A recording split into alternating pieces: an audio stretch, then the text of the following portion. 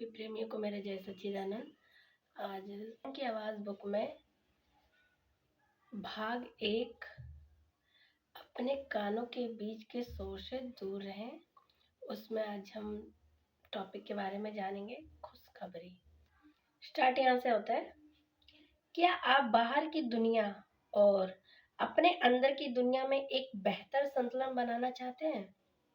क्या आप अपने जीवन में भटकाव को कम करना और संतोष को प्राप्त करना चाहते हैं? इस पल में खुश और पूर्ण होने का उस सुंदर भावना का अनुभव करना चाहते हैं? शोर को कम करके अपने आप को सुनना चाहते हैं? ये सब बिल्कुल संभव है। इसके लिए हमें ये समझने की जरूरत है कि बाहरी दुनिया का शोर अपने अंदर की शांति को महसूस करने के लिए कोई बाधा नहीं है। दूसरे शब्दों में हमें केवल अपने कानों के बीच के शोर से निपटना है। शोर से बचने के लिए लोग तरह तरह के तरीके अपनाते हैं। वे कंबल से अपने आप को ढक लेते हैं और कानों के ऊपर तकिए रख लेते हैं।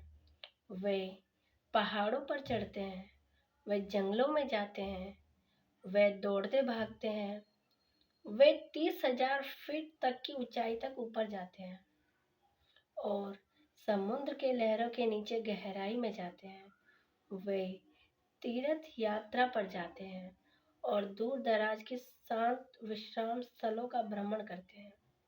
वे मंदिर, चर्च, मस्जिद, शॉपिंग मॉल, बार या मेले में जाते हैं, लेकिन शोर फिर भी वहां मौजूद है। ये शोर उनके कानों के बीच में है, ये कहीं और नहीं है। जैसा कि अमेरिकी लेखक रोल्फ वाल्डो इमसन ने कहा, हम सुंदरता को खोजने के लिए दुनिया भर की यात्रा करते हैं। हमें इसे अपने साथ ले जाना चाहिए, वरना हम इसे नहीं पाएंगे। इस प्रकार प्रत्येक व्यक्ति हमेशा अपने आप से भागता रहता है, लेकिन उससे क्या फायदा अगर वो उससे बच ही ना पाए। जब तक हम अपने अंदर शांति का अनुभव नहीं कर लेंगे, शोर हमेशा ढूंढ लेगा। आपके लिए खुशखबरी है, हो नहीं रहा है, हम इसे अपने साथ होने दे रहे हैं। हम चुन सकते हैं कि अपने यंत्रों को कब बंद करना है। हम चुन सकते हैं कि हमें कौन सी बातें अपने दिमाग में रखनी चाहिए और कौन सी नहीं।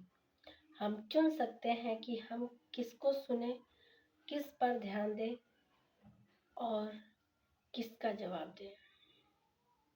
मैंने कहा था कि लोग 30,000 फीट की ऊंचाई पर शोर से बचने की कोशिश करते हैं। मैं आपको एक बात बताता हूँ।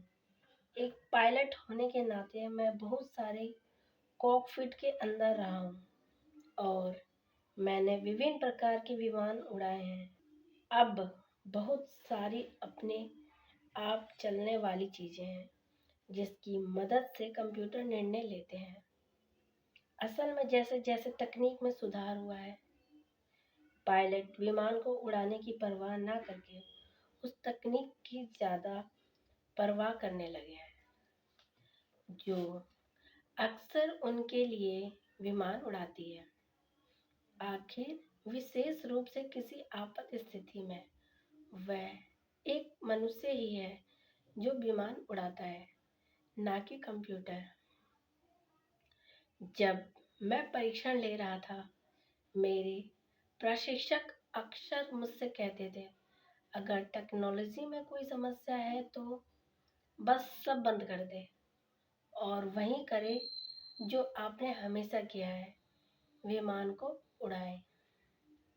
आगे है, ठीक यही हमें अपने जीवन में भी करना चाहिए। जब हमारे जीवन में शोर बहुत तेज हो जाता है, तब अन्य चीजें बंद कर दें, खुद उड़ान भरें। ये बहुत अच्छा लगा लाइन, मैं इसे एक बार और दोहराऊंगी। ठीक ठीक यही हमें अपने जीवन में भी करना चाहिए।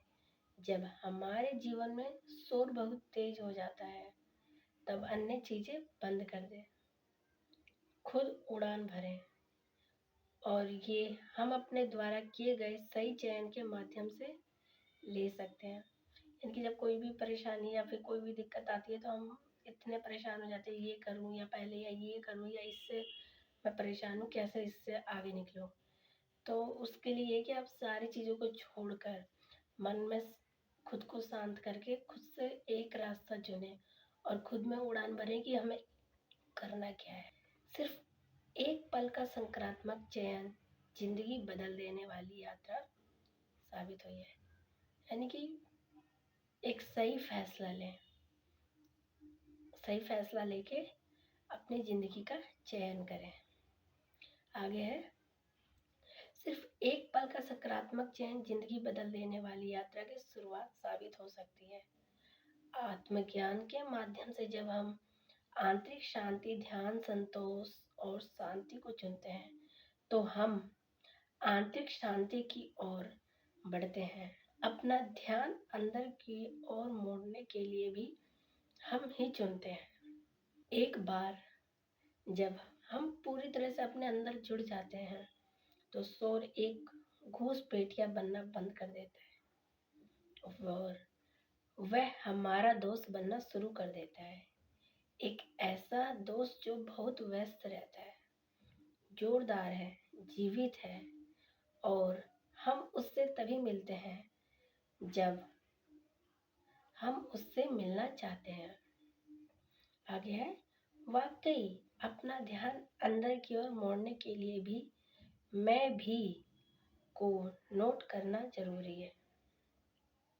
ये तकनीक और आंतरिक शांति के बीच, शोर और संतोष के बीच, बाहरी और आंतरिक दुनिया के बीच विकल्प रूप में नहीं होना चाहिए। लोग कभी कभी ये मान लेते हैं कि अन्य या आधुनिकता के ही सारे फायदे मिल सकते हैं, या आंतरिक शांति के, जैसे कि वे परस्पर विरोधी हो।